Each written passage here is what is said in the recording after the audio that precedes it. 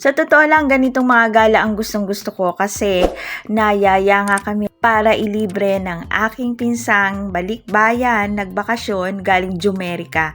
At ito ay sa Unlimited Grill, All For You, and Shabu Shabu. Ito ay sa likod lamang ng SM Calamba. Ang mga ganitong pagkakataon na hindi namin pinalalampas, lalo na at ngayon lang ulit namin makakabanding ang aming pinsan at gayon din ang ibang mga kamag-anakan. Dahil nga bihira magkita-kita, syempre, kwentuhan to the max. Sunday kami nagpunta dito pero parang arkilado namin ang buong lugar. So, i-tour ko muna kayo. Pagpasok nyo ay ganito ang bubungad sa inyo. Yan, medyo maraming lamesa, maaliwalas, very spacious at ang bawat lamesa ay mayroon ng griller at mayroon ding Korean noodles na nakahanda tapos yung mga gagamitin mo sa pag-grill ay nakaredy na rin.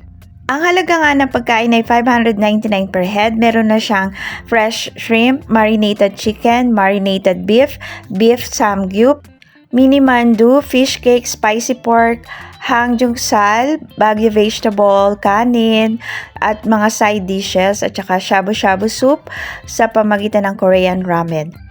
Kung mahilig ka sa scallops at cheese, wala niyan dito. So, hinanap ko rin yan. Anyway, okay naman, more or less, enjoy kasi masarap naman yung pagkakamarinate sa mga meat nila. Ayan. So, nagumpisa na kami magluto-luto at mukha namang nag-e-enjoy ang aking mga kamag-anakan. Ayan. Habang kwento-kwentuhan, luto-luto. Yun ang maganda kasi pag nag-samgyup kayo na parang way of bonding na rin ninyong magkakamag-anak. So, ito na yung place. Ayan.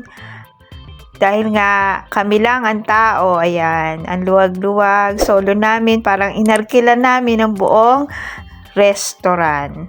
Ayan, mula dito sa loob, palabas, ayan ang ating view.